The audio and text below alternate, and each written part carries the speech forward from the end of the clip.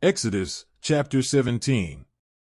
The entire community of Israel left the wilderness of Sin, moving from place to place as the Lord commanded. They camped in Rephidim, but there was no water to drink there.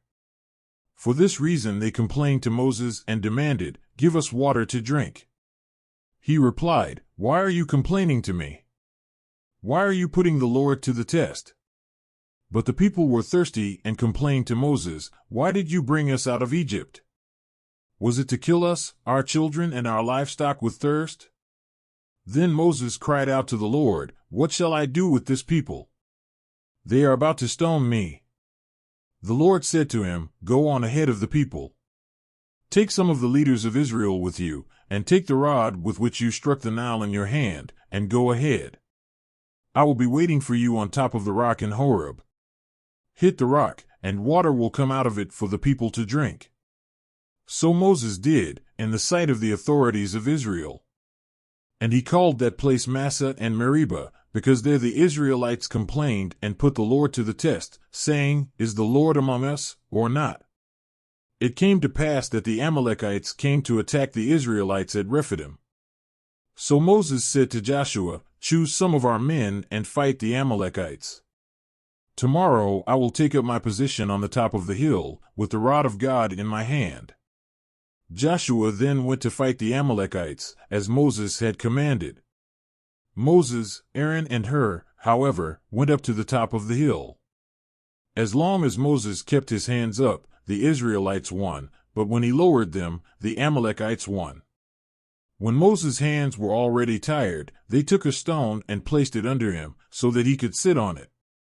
Aaron and Hur held up Moses' hands, one on each side, so that the hands remained steady until the sun went down.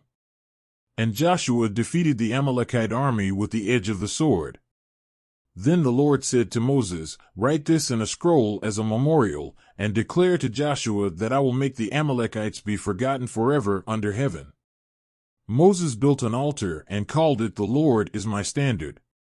And he swore, "By the throne of the Lord, the Lord will make war with the Amalekites from generation to generation." Exodus chapter 18. Jethro, priest of Midian and Moses' father-in-law, learned of all that God had done for Moses and for the people of Israel, how the Lord had brought Israel out of Egypt. Moses had sent his wife Zipporah to her father-in-law Jethro, who received her, along with their 2 children. One of them was named Gershom, for Moses had said, "I became an immigrant in a foreign land." And the other was named Eleazar, for he had said, "The God of my father was my helper, he delivered me from the sword of Pharaoh." Jethro, Moses' father-in-law, came with Moses' sons and wife to meet him in the desert, where he was encamped, near the mountain of God. And Jethro sent word to him, "I, your father-in-law Jethro, am going to meet you, and with me are your wife and your 2 sons." So Moses went out to meet his father-in-law, bowed down and kissed him. They exchanged greetings and then entered the tent.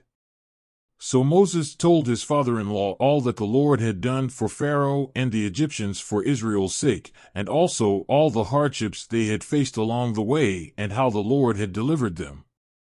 Jethro was glad to hear of all the good things the Lord had done for Israel in delivering them from the hand of the Egyptians.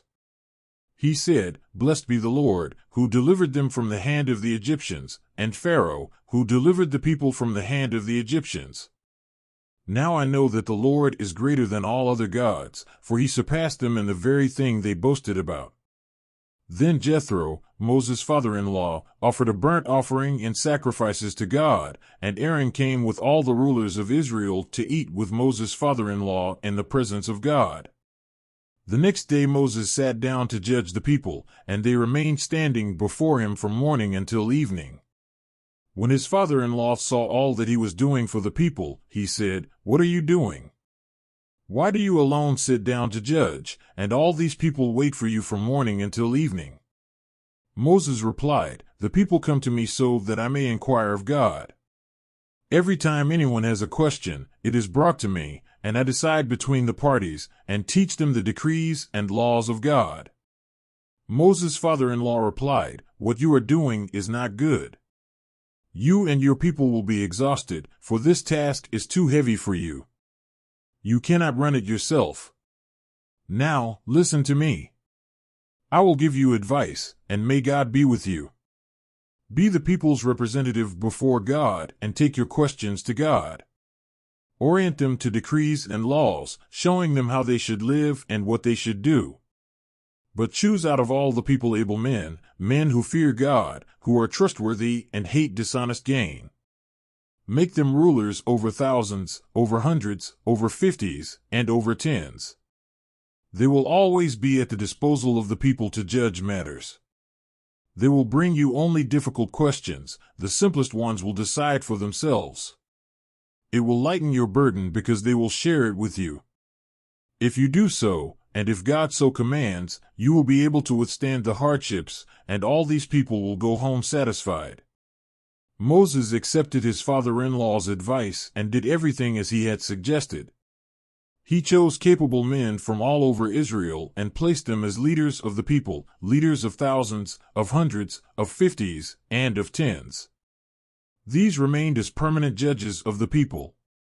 The difficult questions were taken to Moses, the simpler ones, however, they solved themselves. So Moses and his father-in-law took their leave, and he returned to his own land.